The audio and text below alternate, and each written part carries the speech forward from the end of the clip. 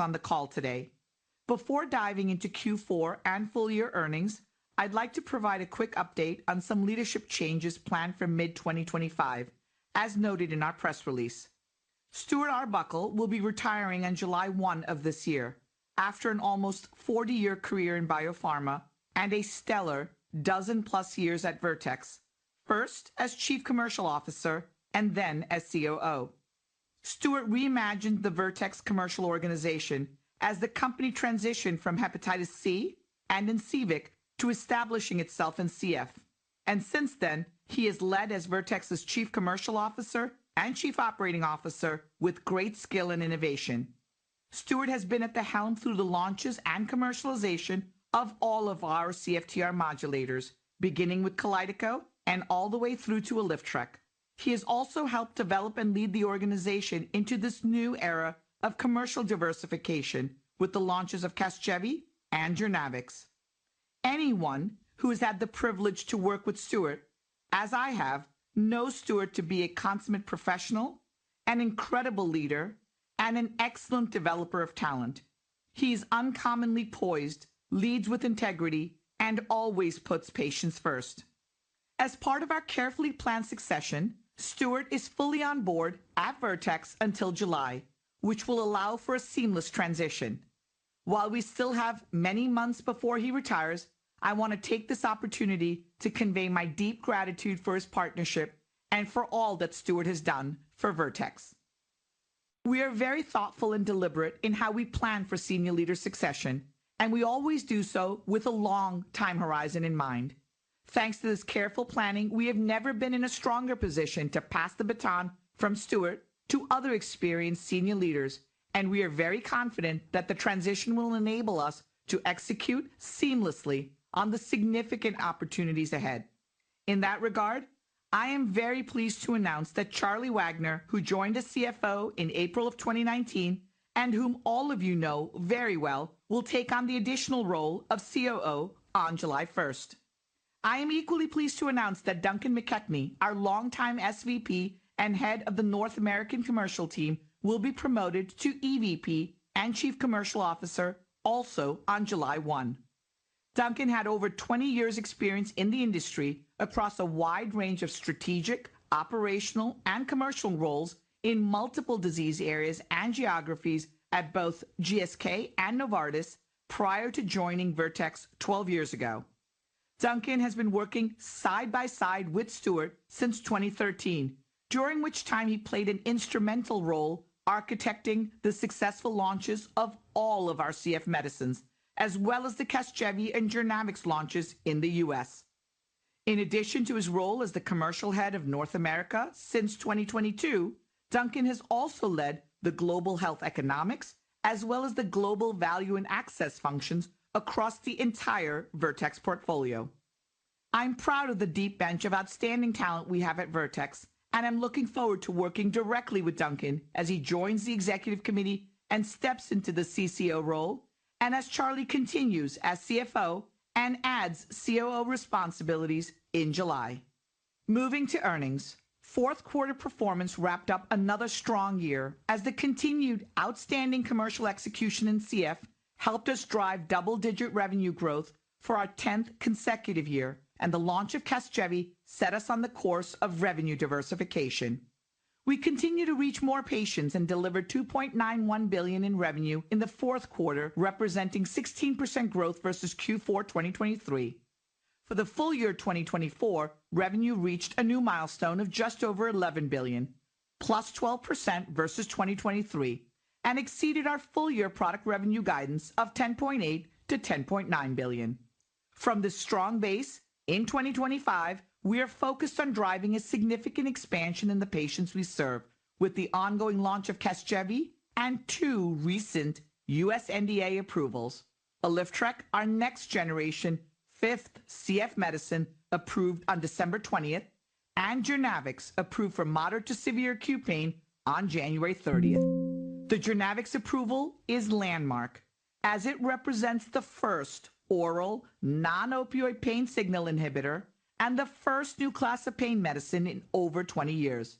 We see this approval as significant for millions of patients, for Vertex and for society as an important option to support public health efforts to curb the opioid epidemic. Our R&D teams have worked on this program for many years, and it is indeed my privilege to acknowledge their efforts and also to thank the patients and healthcare providers who participated in the clinical trials and made this approval possible.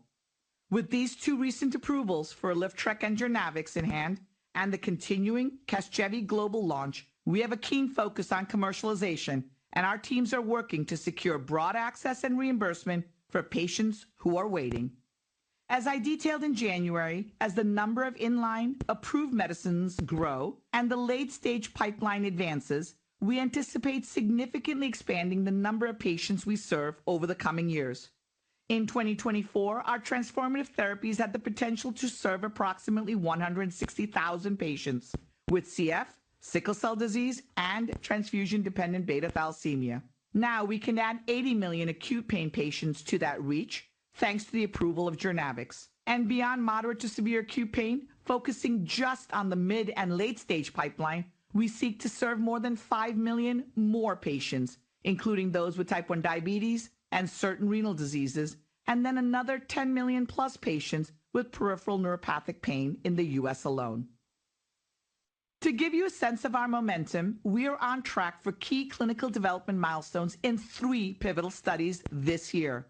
First, completing enrollment and dosing in the Zimislecel phase 1-2-3 study in type 1 diabetes, which would position us to file for regulatory approval once this cohort has follow-up with 1 year of insulin independence. Second, completing enrollment in the interim analysis cohort of povetacicept in IgAN, which would position us to file for potential U.S. accelerated approval once that cohort reaches 36 weeks of treatment. And third, completing enrollment in the interim analysis cohort for inaxaplin for AMKD, which would position us to file for potential U.S. accelerated approval once that cohort reaches 48 weeks of treatment. In addition, we continue to execute the phase 3 study of suzetrigine in patients with diabetic peripheral neuropathy. We're also making strong progress with VX-993, the next generation NaV1.8 inhibitor, in both moderate to severe acute pain and diabetic peripheral neuropathy. We also have ongoing trials of potentially transformative medicines like VX-670 in myotonic dystrophy type 1, povetacicept in a basket study in indications beyond IgAN, and expect to move VX-407 for autosomal dominant polycystic kidney disease into phase 2 this summer. It's truly an exciting era of broad diversification at Vertex in terms of the revenue base, our pipeline, and our geographic presence. Given the detailed clinical update we provided in January, I'll focus the R&D updates tonight on CF and our clinical stage renal pipeline.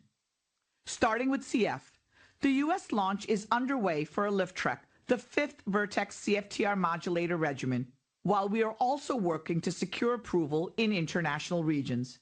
As we work to get Liftrec to patients around the globe, we are already in the clinic with our next generation CFTR modulator regimen. With each CFTR modulator regimen that gains approval, we raise the bar ever higher for ourselves and the field as a whole as we continue our mission to bring all patients with CF to normal levels of CFTR function. We term Trikafta, Kaftrio, the next generation CFTR modulator, or NG 1.0. Liftrec is NG 2.0. The NG 3.0 regimen consists of VX-828, a CFTR corrector, VX-118, a CFTR potentiator, and tezacaftor.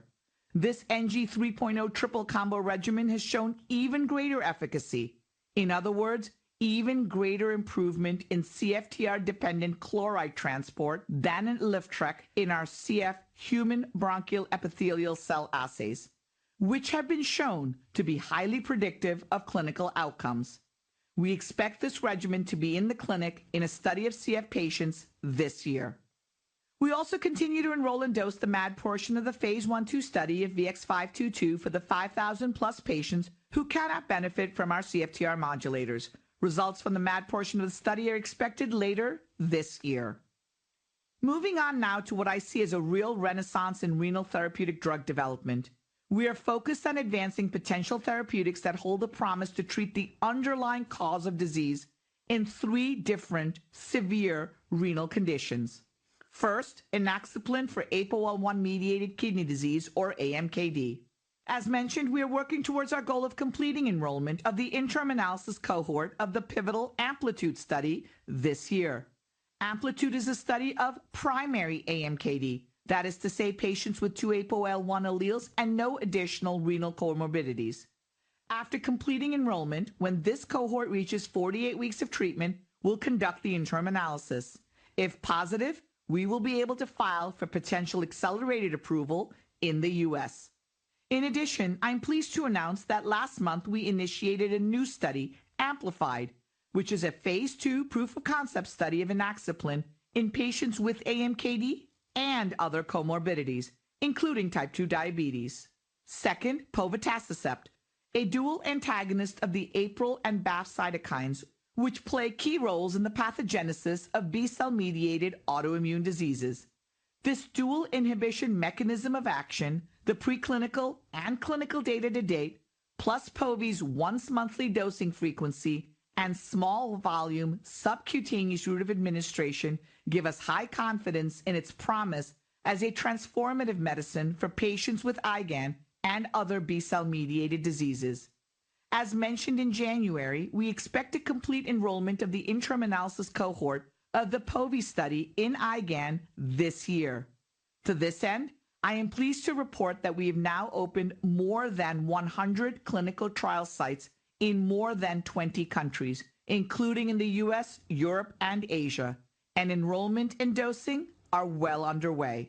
Once this cohort has 36 weeks of follow-up, we'll conduct the interim analysis, and if positive, it would support filing for a potential accelerated approval in the US. And third, an earlier stage renal program that represents an additional significant opportunity.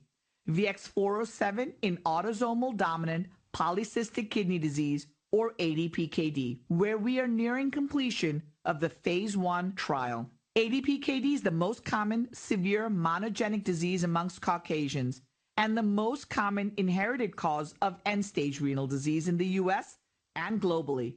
An estimated 300,000 people in the US and Europe are living with ADPKD, yet there are no treatments that address the underlying cause of disease. It is a life-shortening disease that is characterized by the growth of numerous cysts that impair kidney function and can ultimately lead to kidney failure. Around half of patients with ADPKD experience kidney failure by the age of 60. The majority of ADPKD cases are caused by variants in the PKD1 gene, which encodes the polycystin 1 or PC1 protein. These inherited variants lead to the loss of PC1 function that leads to the proliferation of kidney epithelial cells, increased fluid secretion, and the formation and expansion of fluid-filled cysts. The progressive cyst formation causes an increase in kidney size and a decline in kidney function. VX407 is a first-in-class small molecule protein folding corrector that is designed to target the underlying cause of ADPKD by correcting PC1 folding to restore function. This has the potential to arrest cyst growth. By way of its mechanism of action, VX407 has potential in a subset of patients with protein folding mutations of PKD1, estimated at up to 30,000 patients, or about 10% of the overall ADPKD population. As we're doing in CF, we seek to serially innovate and over time reach the full 300,000 patients with ADPKD. For VX407, we expect to complete our phase 1 study soon, and if the results are supportive, advance to phase 2 later this year. With that review, I'll turn it over to Stuart for a commercial update. Thank you very much, Reshma. While I admit to having very mixed emotions at retiring from Vertex in July, I know that the timing is right from both a professional and personal standpoint. It's been an amazing journey at Vertex over the last 13 years, as we've executed on our unique and differentiated strategy to develop and commercialize transformative medicines for patients with CF, sickle cell disease, beta thalassemia, and pain. And I'm very confident we will successfully develop many more transformative medicines, such as in diabetes, renal and autoimmune diseases, from our broad late-stage clinical pipeline. The business has never been in a better position scientifically and commercially than we are today. I'm also highly confident that we have developed the right talent to maximize these significant opportunities. I'm thrilled to transition leadership of our outstanding commercial organization to Duncan as the new CCO. I've known Duncan for decades and recruited him to Vertex. He brings a rare combination of outstanding strategic thinking, results-focused operational excellence, and people management skills, and I have every confidence he will help lead the company to even greater heights. Although I will see many of you between now and July, I'd like to take this opportunity to thank all our shareholders and analysts for your support and engagement over the years, and I look forward to helping you get to know Duncan over the coming months. With that, I will focus my comments tonight on our 3 recent launches, including the early US launch of Alyftrek, the continuing global launch of Casgevy, building on the foundation we established in 2024, and the initial launch of Jonavix in acute pain. Starting with CF. Once again, we delivered strong CF results for the quarter and the full year, as we further grew the number of eligible patients taking our CFTR modulators. We made rapid regulatory and reimbursement progress in 2024, enabling us to expand to younger patients, patients with rare mutations, and patients in new geographies. Alyftrek is now our 5th CFTR modulator approved to treat the underlying cause of CF. We were pleased with the early approval of Alyftrek, which in clinical trials has demonstrated non-inferiority on lung function to Trikafta, the current standard of care for eligible patients with CF. Alyftrek clinical trials also demonstrated further improvements in CFTR function as measured by sweat chloride. We believe this profile, along with the convenience of once-daily dosing, sets the stage for Alyftrek to potentially become the new standard of care in CF. Alyftrek is also approved for an additional 31 mutations that are not covered by the Trikafta label. And finally, Alyftrek carries a meaningfully lower royalty burden for Vertex and extends our composition of matter patent protection from 2037 for Trikafta into 2039 for Alyftrek. We have received positive feedback from physicians and patients for Alyftrek. Early insights show enthusiasm for a new option that offers the convenience of once-daily dosing to simplify treatment and expanded eligibility for many patients who are today not being treated with a CFTR modulator, including those who have one of the 31 rare mutations that are not responsive to our other CFTR modulators. In these early days of the launch, centers are familiarizing themselves with the data and the liver monitoring requirements to frame conversations about initiation with naive, discontinued, and potential switch patients. We have seen interest in Alyftrek from all of these groups of eligible patients, and I'm pleased to report that the first patients have already initiated treatment with Alyftrek. As we think about the uptake of Alyftrek, we are confident that CF patients will seek the best medicine for them, and we believe that for the majority of patients, that is Alyftrek. We expect that the short-term liver monitoring requirements to initiate Alyftrek will be considered in the context of the potential for a lifetime of improved CFTR function and the benefits of once-daily dosing. Outside the US, regulatory reviews are underway for Alyftrek, including in the United Kingdom, European Union, Canada, Switzerland, Australia, and New Zealand. We look forward to the potential approvals of this best-in-class medicine in these markets in 2025. Now turning to Casgevy, our transformative one-time treatment for patients with sickle cell disease and beta thalassemia. It is just over a year since the historic approval of Casgevy, which has been enthusiastically received by patients, physicians, payers, and policymakers, and the launch is gathering momentum across all regions. 2 important markers of our launch progress are ATC activations and patient cell collections. As we reported in January, we exited 2024 with more than 50 authorized treatment centers, well on our way to our goal to activate approximately 75 total ATCs globally. Approximately 50 patients across all regions had their first cell collections in 2024, and patient infusions of Casgevy edited cells have already occurred in both the Middle East and the US. We continue to make exciting progress in the Middle East.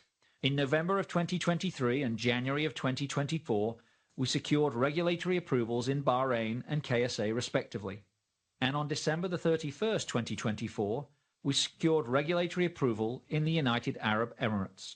We are working to expand further in the region, with anticipated filings in Kuwait and Qatar later this year.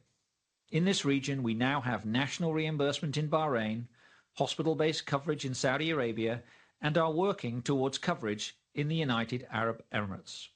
Continuing with the payer landscape, we recently reached a reimbursement agreement with NHS England for the treatment of patients with sickle cell disease.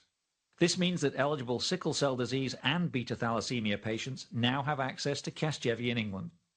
In the US, both SCD and TDT patients have access either through private insurance, where over 250 million lives are covered, or through single case agreements.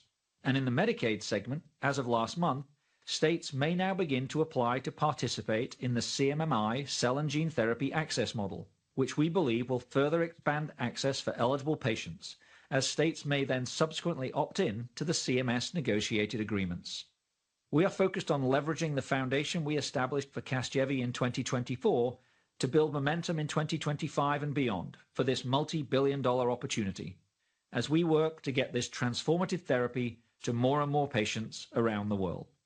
Shifting now to Genavix in acute pain, as we are currently 10 days post the milestone approval of this first selective oral non-opioid pain signal inhibitor.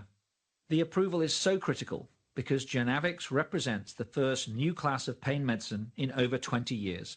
It combines effective pain relief with a favorable safety profile, and based on its MOA, it does not have addiction potential.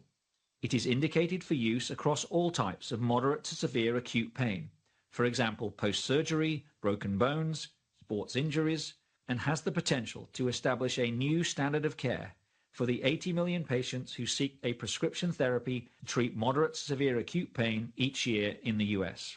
Half of those seeking help for their acute pain, or approximately 40 million Americans each year, are prescribed opioids, which, although effective, have significant safety and tolerability concerns and addictive potential. In fact, tragically, an estimated 85,000 people each year will develop opioid use disorder within the first year of being prescribed an opioid for acute pain. We believe we now have the opportunity to transform how acute pain is treated in the US and to build another multi-billion-dollar franchise for Vertex. We were launch ready for the PDUFA date and have now begun commercialization of Genavix. Our focus for 2025 is to engage with healthcare professionals, formulary decision makers, and payers to establish the conditions for rapid patient access that will deliver long-term commercial success for our pain franchise. To that end, while still just a few days into the launch, we believe that the incredibly broad, positive media coverage Genavix has received since approval is one measure of the high unmet need and an indication of the societal importance of providing both physicians and patients with a new, non-opioid option for the treatment of acute pain. We've already seen tremendous interest and requests for information from both doctors and patients, and we look forward to being able to serve them. Our 150-person sales force is actively engaging with healthcare providers and physicians on the compelling efficacy and safety data of Genavix and its role in all types of moderate to severe acute pain. In the institutional setting, we are engaging with roughly 2,000 high-volume hospitals and approximately 150 related health systems. We have line of sight to accelerate the typical P&T committee processes in many networks to support the use of Genavix in this setting. We are advancing our discussions with national and regional payers and group purchasing organizations to provide access to Genavix, building on our work pre-approval to accelerate formulary reviews and limit inappropriate utilization management controls. And lastly, with retail pharmacies, we are working to secure broad stocking agreements at national retail pharmacies and regional chains to ensure availability of Genavix for patients across the country. We have also now begun our non-personal promotional initiatives to physicians and patients to promote broad awareness of the first oral non-opioid pain signal inhibitor for moderate to severe acute pain, such as embedded content in relevant websites like Medscape for physicians and WebMD for consumers, along with point-of-care marketing. Furthermore, we continue to see momentum and interest by policymakers, both on the federal and the state level, in providing equal access to non-opioid options for pain relief. The No Pain Act launched on January the 1st and provides a Medicare add-on payment for non-opioids used in the hospital outpatient or ambulatory surgery center settings. We expect Journavx to be added near term to the list of medicines approved for this add-on payment.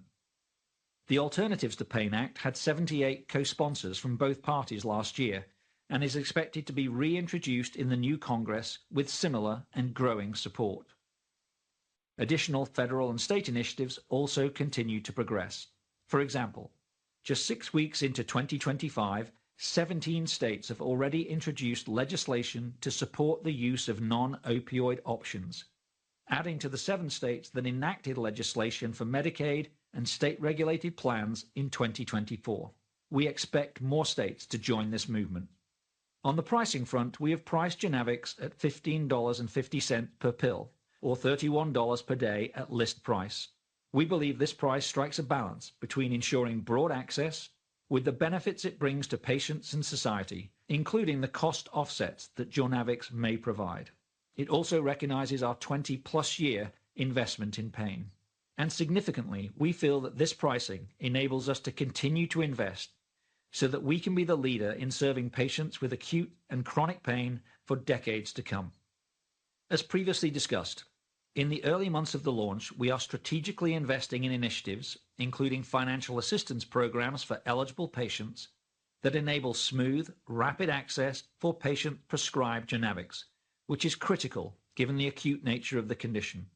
And lastly, we expect to start shipping Journavx to wholesalers by the end of this month, with retail availability a few days later. To conclude, we had a very strong commercial execution throughout 2024 and are already executing on the multiple launches and growth opportunities ahead of us in 2025.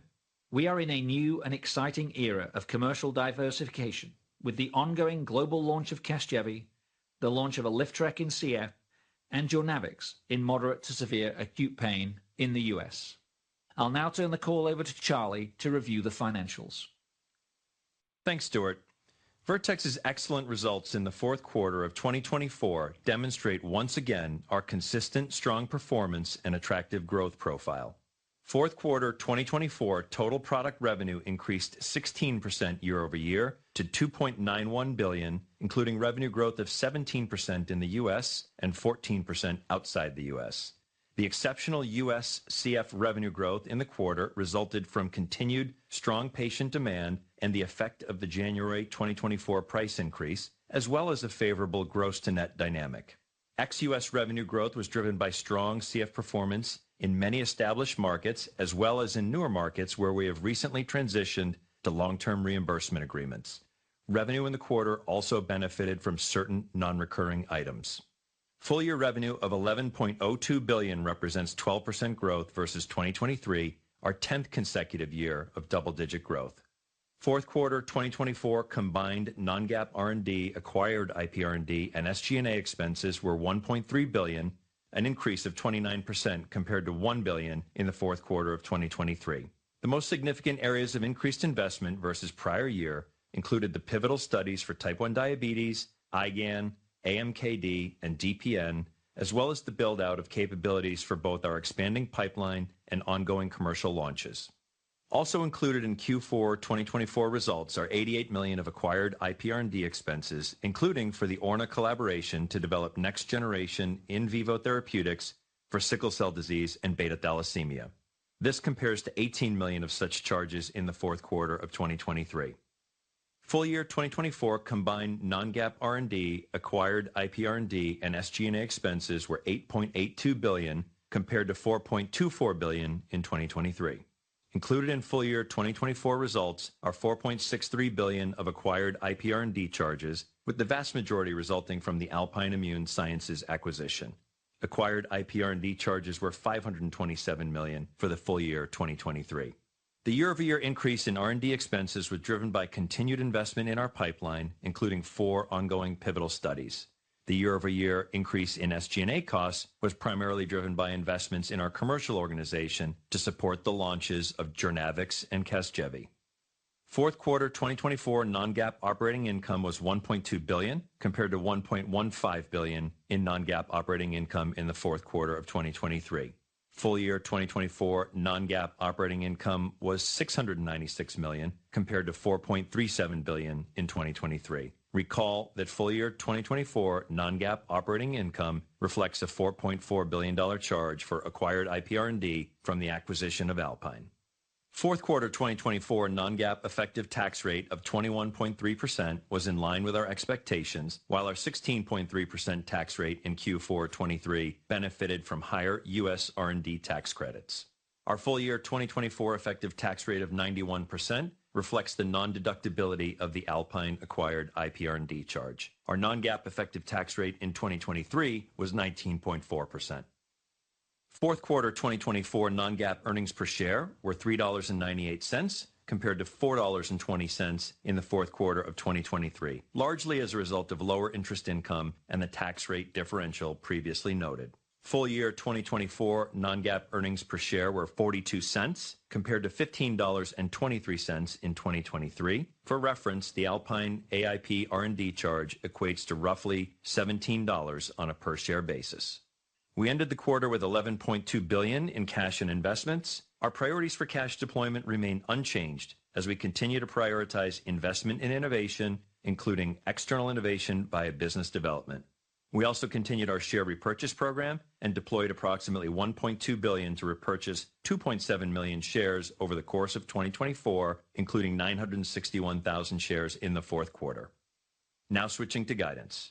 For 2025, we expect total revenue in a range of $11.75 to $12 billion, representing growth of approximately 8% at the midpoint at current exchange rates, with the U.S. as the main driver of total revenue growth. This outlook reflects our expectation for continued growth from our portfolio of CF medicines, including the U.S. launch of Alyftrek. Note that ex-U.S. CF revenue growth will be impacted by a reduction of revenue in one country outside our core markets where certain intellectual property rights are being violated. This impact will be most pronounced in Q1 as the increases in international channel inventory that occurred in Q1 of 2024 will not repeat in Q1 2025. Guidance also includes a continued ramp-up in Casgevy revenue as we treat more patients in approved geographies. Given the very recent approval of Journavx, guidance also reflects a contribution from this launch in the U.S., primarily in the back half of the year. We expect Journavx volumes to ramp up ahead of revenue as a result of financial assistance programs that are designed to provide eligible patients with immediate access while we work to secure broad, sustainable payer coverage. To give you context on the launch progress of Journavx, we will provide metrics on total covered lives and prescription data over the course of 2025. Also, note that the expected benefit to gross margin in 2025 from the lower royalty rate on Alyftrek will largely be offset by the higher cost of goods on our other new product launches as they scale towards their long-term margins.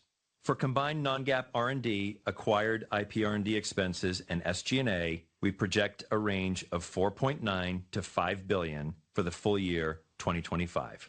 This guidance includes approximately $100 million in currently anticipated IP R&D charges. We will continue to invest a majority of our operating expenses into R&D given the momentum in our multiple mid- and late-stage clinical development programs. The cost for 4 phase 3 studies were a driver of increased investment in Q4 24, and this trend will continue over the course of 2025 with the 4 phase 3 studies continuing and multiple phase 2s ongoing as well.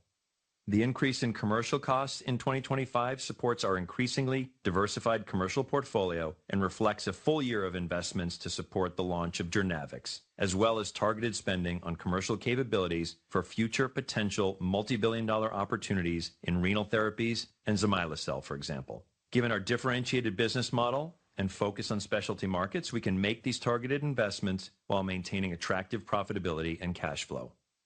Our full year 2025 non-GAAP effective tax rate is expected to be in the range of 20.5% to 21.5%. In closing, Vertex delivered excellent results yet again in 2024, achieving strong revenue growth, advancing our Casgevy launch, and gaining important regulatory approvals that position us for commercial launches, all while continuing to make significant pipeline progress across the portfolio. We are now launching 2 new products in the U.S., driving the Casgevy global launch and enrolling 4 phase 3 studies, with 3 of them expected to reach significant enrollment milestones this year. These and other anticipated milestones of continued progress in multiple disease areas are detailed on slide 16. We look forward to updating you on our progress on future calls, and I'll now ask Susie to begin the Q&A period.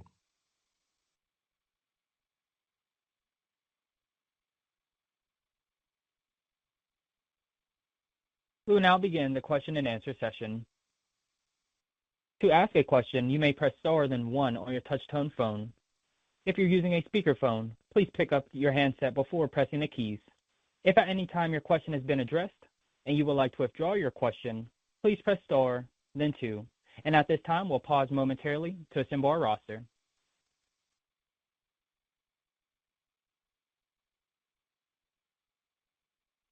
And our first question will come from Salveen Richter with Goldman Sachs. Please go ahead. Good afternoon. Thanks for taking my questions. On Jornevax, and actually, Stuart, we really are going to miss you, and Duncan, welcome here. Maybe just going back to my question on Jornevax, can you further elaborate on pre-launch efforts in the retail pharmacies and the P&T committee review processes and how you can work to accelerate these aspects? And then secondly, on your mRNA program in cystic fibrosis, maybe frame for us how you think of success here. Thank you. Yeah. Salveen, let me turn it over to Stuart first, and then I'll come back to the mRNA question. Stuart. Yeah. Hey, Salveen. Thanks for the kind words. So in terms of our work with retail, we've been working with the largest national retail chains and also regional chains to ensure that we get broad availability of Jornevax across the U.S. And it's very important, obviously, to have broad availability because we want the product to be there when a patient in acute pain turns up with their prescription because they obviously can't wait. And as I said in my prepared remarks, we are expecting to have the product with wholesalers by the end of this month and in retail shortly thereafter. And I am expecting that we will have broad availability across the entire U.S. In terms of our work with both payers on their approval processes and also institutions on theirs, pre-approval, we were working on them compliantly to provide them with information that they need, such as the full clinical profile of the medicine. Obviously now we also have the established price, which is an important component for them as well. And we do have indications that people are looking to move quickly to provide access to Jornevax given the benefit risk profile, and we'll keep you updated on our progress with that over the next few weeks and months. And Salveen, on your question with regard to mRNA, so these are the last 5,000 or so patients. They have no options available to them. And so if I think about the approved medicines, Orkambi on the one hand with about a 3% improvement in ppFEV1, and then Trikafta and Alyftrek on the other side with about a 14% improvement in ppFEV1. And because the mRNA, VX-522, is an inhaled therapeutic, we're not expecting any movement on sweat chloride, so this would be a readout on ppFEV1. And any number between 3% and 14% would be just fine. And of course, if it's more than that, that would be acceptable as well. But based on the approved medicines, I think you could look at a range from 3% to 14% as what would be important. If you translate the 3%, let's say that's what Orkambi had, into long-term outcomes, remember that the 3% in acute improvement in ppFEV1 translated to a 50+% improvement or reduction in pulmonary exacerbations.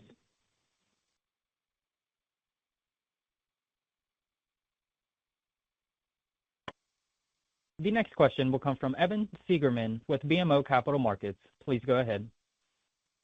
Hi, all. Thank you so much for taking my question. Congrats on a strong 24 and a great start to 2025. Also, Stuart, congrats on your retirement. It's been an honor to watch you really transform this company. So I want to touch on Jornevax. Talk to me a little bit about how your early discussions with payers have been progressing. How many covered lives do you expect to have, access to therapy when it is in the retail channel? And how is that going to change over the course of the year? Thank you so much.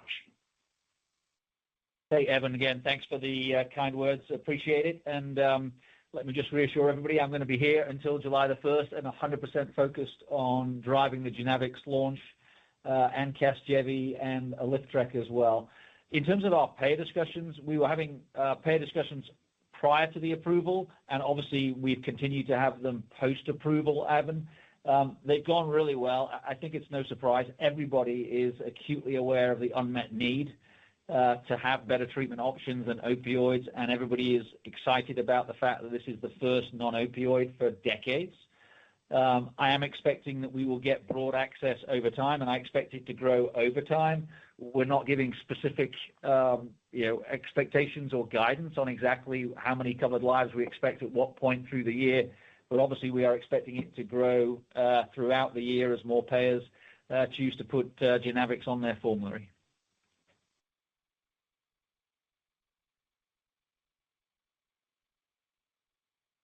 The next question will come from Jessica Fye with JP Morgan. Please go ahead. Hey guys, good afternoon. Thanks for taking my question. Thinking about the 2025 top line guidance, seems like that's largely driven by CF. I was wondering if you could talk about how we should think about the U.S. versus ex-U.S. contribution to that growth rate in the CF business, and kind of what's driving those respective growth rates in the U.S. and outside the U.S. Thank you. Charlie? Yeah, Jess, thanks for the question. Our guidance range of $11.75 to $12 billion, as we highlighted in the prepared remarks, represents 8% at the midpoint. We did call out in the prepared remarks sort of the differential between the U.S. and ex-U.S. If you think about what's going on, think about 2024, obviously we continue to see very strong growth in the CF business around the world. We expect that to continue into 2025. The U.S. has the benefit of the Alyftrek launch as well as the Genavix launch, in addition to ramping Casgevy and the ongoing growth in CF. If you think about international, we'll see strong growth in CF. In most markets, we did call out that there is one country where our IP is not being respected. That has an impact on the ex-U.S. growth rate that'll be most pronounced and visible in the first quarter, so we thought we would call that out for you. And then obviously the Casgevy launch continues to ramp ex-U.S. as well. So with those dynamics, there is a little bit of a difference between the U.S. and ex-U.S. in 2025, but overall a very healthy growth rate on the top line for us. Great. Can I just throw in a follow-up? I think you also mentioned that 4Q revenue benefited from some non-recurring items. Possible to quantify that at all? Yeah, I'm not going to get into that. I'll just qualitatively, I'll tell you, the fourth quarter was very strong. Growth in the U.S. was driven by strong volume in CF, as well as the benefit from the price increase that we took earlier in the year. In addition, we saw a very favorable gross-to-net dynamic in the U.S. Gross-to-net fluctuates, honestly, from quarter to quarter. Typically, it's a little more negative in the first quarter, but we did see a meaningful benefit in the fourth quarter. Outside the U.S., again, strong volume growth in CF. We did also have the benefit of some one-time items, things like VAT rebates and some other settlements that we worked out in different markets. Those don't reoccur necessarily every quarter. Thank you. The next question will come from Geoff Meacham with Citibank. Please go ahead. Great. Afternoon, everyone. Thanks for the question. Also wanted to offer up congrats to Stuart as well as Charlie and Duncan just on all the announcements today. So just on Genavix and LSR, I know you guys have taken a deep dive into the phase 2, and maybe you've gotten some KOL feedback. Are there any more considerations you're thinking about for phase 3 design? I know you're still awaiting regulatory feedback, but want to get your perspective on that. And then second question is on Alyftrek. Want to get maybe any early anecdotes from you guys on new patients coming into care, either just qualitative or quantitative feedback on those that are perhaps not on Trikafta or unmet need populations. Thank you. Sure thing. Jeff, I'll take the LSR question, and then I'll ask Stuart to comment on the Alyftrek. So you actually have it exactly right. The big thing that we're waiting for is our end of phase 2 meeting with the regulators. Where we are with our analyses is our teams are very deep into their analyses of everything we can possibly glean from the phase 2. We are out talking to not only key opinion leaders, but PIs and those who are very involved in doing LSR studies. And we are preparing ourselves for our regulatory meetings. I'll have more to share with you this summer, but I don't have an update. I'd rather collect all of this and present it to you all at once in the summer after we've gone through our regulatory interactions. And obviously the really big thing that we are looking to understand is what the FDA would like to see, what are the packages, we need to include in the package for this broad PNP indication that we seek. Stuart? Yeah, on Alyftrek, Jeff, we've seen strong interest from patients who are either sort of naive, have never been on a CFTR modulator, and in particular those who are now eligible for a CFTR modulator. Now Alyftrek is approved, which, as you know, has additional mutations over and above even Trikafta. So we've seen strong interest there, as you might expect. But we've also seen interest in transition patients, either those who are on something like Trikafta, but also those who previously discontinued. So we've seen interest across all three of the populations that we were expecting, and I'm pleased to say that the first patients have already received their first prescriptions and already received their first packs of Alyftrek, which is great to see. Great. Thank you, guys. The next question will come from Michael Yee with Jefferies. Please go ahead. Thank you for the question. Stu, hopefully you're not making me nervous going into the acute pain launch. But thinking about reimbursement, which is I know something you're working on with Jornavax, can you just comment about your thoughts around public payer coverage as it relates to Medicare, Medicaid, and the understanding that presumably the administrations know that that's a important thing in the opioid crisis, as well as the commercial side, where you would think that bad headline coverage of not paying for that is probably not a good thing. And so given those two things, are you fairly confident that reimbursement is something that should not be an issue on the launch of Jornavax? Thank you. Yeah, well, hey, Mike, let me first address your first comment. I've never been more excited to be at Vertex. I've never been more confident about the future of this company.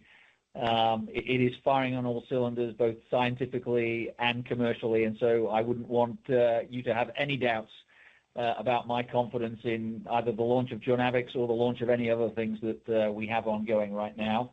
It is a purely personal decision that the time is right for me to move on to the next chapter of my life. In terms of payer coverage, I am expecting us to get broad coverage for Jornavax over time across all segments for the reasons that you described, Mike, to be perfectly honest with you. Everybody is aware of the enormous unmet need.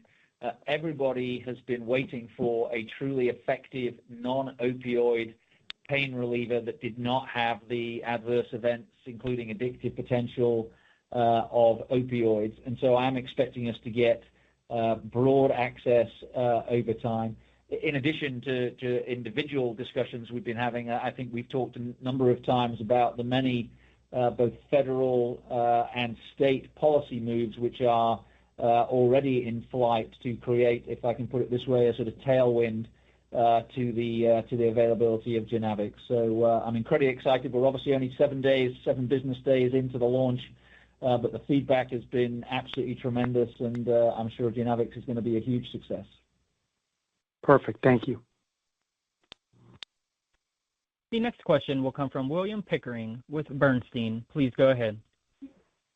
Hi, thanks so much for taking my question. Congrats on all the progress, and Stuart, congrats on your retirement. I had a question about the DPN phase 3. What placebo effect did you assume in designing that study, and how does that compare to the 2 points placebo effect we saw in LSR? Is 1.5 points placebo effect a reasonable ballpark? And what delta versus placebo would be clinically meaningful for suzetrigine? Thank you. Yeah. Will, first, I did read your note from earlier in the week, and I appreciate that you were doing primary research while going through your own surgical procedure. On DPN phase 3, I won't share the specifics with you, Will, but what I will tell you is that in the DPN area, there are many phase 2 studies and many phase 3 studies, and there are several medicines that have been approved. And we have taken full advantage of that rich data set to appropriately size our phase 3 trial. And you will note that the phase 3 trial has not only a placebo group, but also has a gabapentin group in addition to the Journavx group. And we've taken all that into account as we think about the outcomes there. So while I won't share with you the specifics, please know that we have taken full advantage of all that's available out there. The general ranges that you have suggested are indeed what the literature tells you, and the study that we've designed, including the sample size, well takes care of that level of a placebo effect. Thank you. Yeah, you bet. The next question will come from Lisa Bako with Evercore ISI. Please go ahead. Hi, thanks for taking the questions, and I'll just get in line and offer my congratulations to both to everybody involved. Actually, it's a great transition, and have fun. We'll be living vicariously through you. So I wanted to ask about the pain program.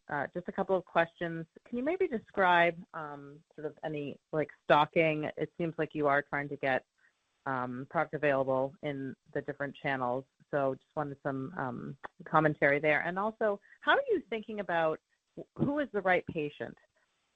We did a pain call earlier this week, and a big topic was onset of action and kind of where it falls in line in the ambulatory care setting, if the onset of action is a little bit longer. So where are you thinking of how it is positioned in terms of first, second, or third line, and what is the right patient for this for Zetragine? Thank you. Lisa, I'm going to turn it over to Stuart to give you some color, but I just want to say up front, our goal here is for Journavx to be the first line prescribed pain medicine for moderate to severe acute pain. Stuart. Okay. Yeah, so Lisa, just to address your first question on stocking, yes, we are looking to get the product broadly stocked in retail across the country, in addition to in hospitals, in hospital pharmacies as well. So yes, we are striving to do that, and I feel very confident that that will happen. As I said, our product will be with the wholesalers by the end of this month, and then in the channel shortly thereafter. As Reshma said, the great thing about Journavx is we got a broad label for the treatment of moderate to severe acute pain. And we've heard people from across the spectrum of different physicians talking about how they think they're going to be using it in many, many different populations. I do think some of the early ones might be procedures where after a procedure, somebody feels like they often need to prescribe a product for a week or 2 weeks afterwards. And in those situations, that's where they are most concerned about prescribing opioids in the discharge setting there. So I think that will certainly be an area where there will be patients treated relatively early on. But as Reshma said, our goal, and I think how people are seeing Journavx, is that it is for the treatment of moderate severe acute pain, regardless of etiology. And so I expect it's going to be used broadly across the spectrum. Lisa, we have just one more comment from Charlie on your question. What I would add to Stuart's comment, we'll absolutely see stocking in the first half of the year, which is why we commented that you'll see volumes increasing ahead of revenues. The reason for that is the impact of our patient assistance programs while we work to secure broad access. And so while there will be stocking in the channel in the first half of the year, the revenue contribution will really be more loaded to the second half of the year. Okay, thank you. The next question will come from Phil Nadeau with TD Cowen. Please go ahead. Good afternoon. Thanks for taking our question. Stuart, Charlie, and Duncan, let us add our congratulations on today's announcements and your transitions. In terms of our questions, a couple on Journavx and one on Alyftrek. On Journavx, can you give us some sense of, will the prescription data that we see from third-party sources be accurate? And what are Vertex's own expectations for the average duration of a script? And on Alyftrek, there is a dispute going on between you and Royalty Pharma as to exactly what royalty is owed. Can you give us some sense of the milestones in that dispute? When could we hear something, and what are the procedures to getting that resolved? Thanks. So let me take your second question first, and then I'll turn it over to Stuart to talk about Journavx. On Alyftrek, this is really not a matter of opinion. We have a contractual agreement with the CF Foundation, and the contract very clearly spells out what our responsibilities are. And so I don't see any room for interpretation or opinion on that. Stuart, on Journavx, a few questions in there. Yeah, Journavx on length of therapy, Phil. So the first thing I would say is that the label is for moderate to severe acute pain. It does not have a time limitation or a days of therapy limitation contained within the label, although acute pain is considered to be pain lasting for less than 90 days. In terms of obviously in the inpatient setting, it's very short length of therapy there. In the discharge or outpatient setting, for non-steroidals, you see lengths of therapy at around about 14 days. For opioids, it's markedly less, somewhere in the 7 to 8 day range, for all the reasons that we'd probably expect. I would expect Journavx is going to be more like the non-steroidals because it doesn't have the sort of baggage that the opioids have, which is what leads people to want to give out as little days of therapy as they possibly can. And Stuart, there was a quick question in there about will the prescription data be accurate? Maybe split them out into the retail and what happens in the inpatient? Yeah, so it depends a little bit on what prescription data you buy, Phil. So it's a little bit hard to comment on exactly how good it'll be. But prescription data overall in the retail setting is very robust. In the hospital setting, it's more volume-related data that's available. We will be providing, as Charlie said in his prepared remarks, information on prescriptions as one of the markers of our success in ongoing calls for 2025. We'll also be providing updates on the number of covered lives as well as two of the most important markers of our early launch success. That's very helpful. Thank you. The next question will come from Ellie Merrill with UBS. Please go ahead. Hey guys, thanks for taking the question. You mentioned with Alyftrek, you've seen starts from all the different patient segments. Can you give any color on the new starts that are coming from the patients who had previously been on a CFTR modulator but no longer were, and what their rationale had been for discontinuing other CFTR modulators but coming back to Alyftrek? And basically, taking a step back, I guess what drives your confidence that you can recapture this, segment of 6,000 patients globally? Thanks. Yeah, so I mean, the first thing that drives our confidence that we have a good shot at getting those patients back is the clinical profile of Alyftrek itself. Obviously, it has terrific efficacy and it's once a day as well. So it really is the profile and the fact that we know that all CF patients want to be on the best CFTR modulator. They certainly want to be on a CFTR modulator if they can. And these patients, unfortunately, have not been able to stay on a CFTR modulator for a whole range of reasons. So that's what gives us the confidence that a lot of those people are going to come back and be initiated on Alyftrek. I can't give you any granularity on the patients to date. It's a relatively small number of patients in the grand scheme of things, and I don't have the granularity to know exactly what those individual patients were thinking when they came back onto Alyftrek or even why they discontinued at this stage. Got it. Thanks. The next question will come from Tazeen Ahmad with Bank of America. Please go ahead. Hi, thanks for taking my questions. One on CF. So for this year, just to clarify, are you expecting to see cannibalization of Trikafta from Alyftrek? And if so, how should we be thinking about that rate of switching? And then from your pipeline, I just wanted to get a sense of expectations for the type 1 diabetes data that you're set to show, and how we should be thinking about the opportunity there. Thanks. Sure. Let me turn it over to Stuart. Yeah, so on Alyftrek, yes, we are expecting patients to transition from Trikafta and even patients who may be on one of our older CFTR modulators to Alyftrek, given the benefit risk profile it has and the benefit it has of being once a day. We haven't set expectations or given any guidance on what we think the rate of switching will be. On the T1D question, maybe the best way to summarize it is this.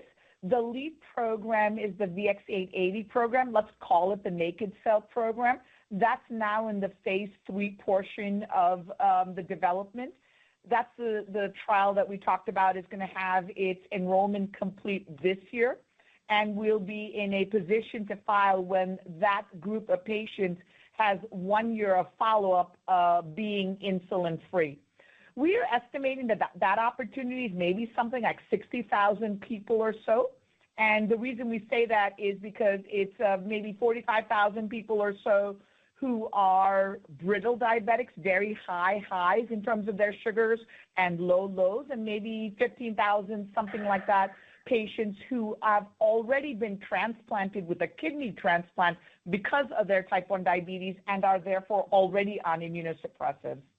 And then the next program, which is in phase 1/2, that's the same cells encapsulated with a device, no immunosuppression required there. And of course, with that program, we aim to get to all of the type 1 diabetic patients. And then we have programs in research that aim to make the same VX-880 cells hypoimmune with certain gene edits, and we're also working on alternative immunosuppressions. All of those latter programs, our goal would be to get them to all patients. Chuck, we'll take 2 more questions, please. Yes, ma'am. The next question will come from Dave Rissinger with Leerink Partners. Please go ahead. Yes, thanks very much. So I wanted to add my congrats to Stuart, Charlie, and Duncan as well. And I have 2 questions. So first, with respect to the plans to secure broad formulary access, I'm hoping that you can discuss that in a little bit more detail. So if a drug is on formulary, but there are hassles for the physicians, it just won't be prescribed at all. Surgeons don't have time to go through step edits and other challenges. So do you expect to be able to pay the rebates that are necessary to get broad unfettered access to suzetrigine? And then second, with respect to the country that is violating Vertex's IP, what are the company's plans to take action to prevent other countries from doing the same as that single country? Thank you. Hey, David, let me ask Stuart to go first, and then Charlie will comment.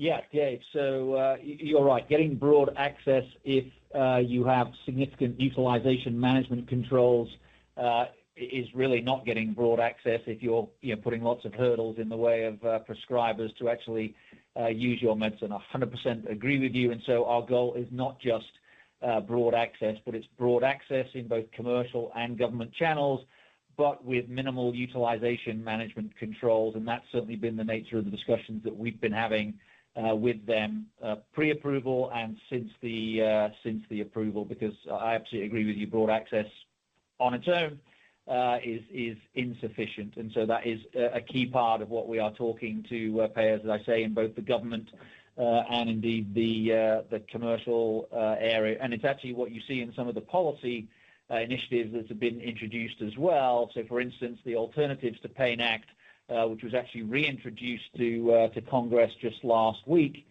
One of the things that it includes in there for Medicare Part D patients is 2 things. One, no utilization management controls, and also no equal copays for a branded non-opioid with generic opioids, to the point that you are making. Charlie, a quick word? Yeah, Dave, we have an incredibly strong and robust IP portfolio around CF, and you know that it goes out to the late 2030s. We've been very successful in defending and enforcing our IP in every market. The one country in question is Russia, where they have made a decision to disregard the IP and allow an unauthorized copy. We are taking every measure possible to enforce our rights, but that is a sort of, let's say, a unique market. For that reason, I feel that this issue is very isolated. Thank you. The next question will come from Olivia Brayer with Cantor Fitzgerald. Please go ahead. Hey, good afternoon, guys. Thank you for the question. Do you know yet whether there will be quantity limits or any other utilization management parameters put in place for Journavex? Maybe just any feedback you're getting so far from those payer conversations. And do you have a sense yet around how long it'll take before P&T committees actually officially recommend formulary coverage? Or maybe just asked another way, what would you consider to be an expedited process? Thank you.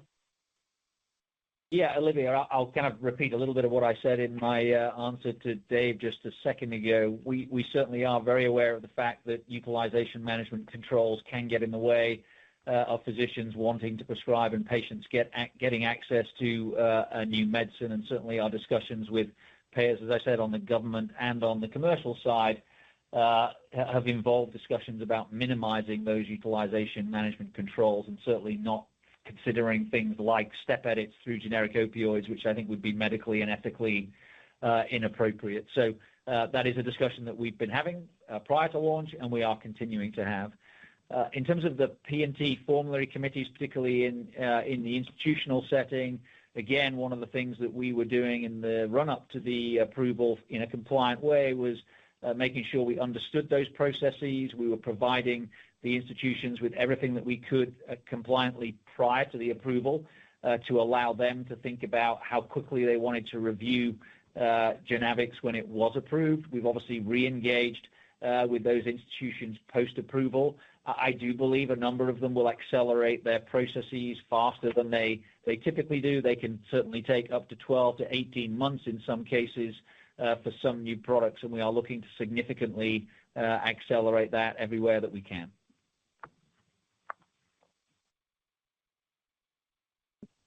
So that'll do it. If you could wrap us up, please. Yes, ma'am. This will conclude our question and answer session as well as our conference call for today. Thank you for attending today's presentation. A replay of today's event will be available shortly after the call concludes by dialing 1-877-344-7529 or 1-412-317-0088 using replay access code 101-87033. Thank you for your participation today. You may now disconnect.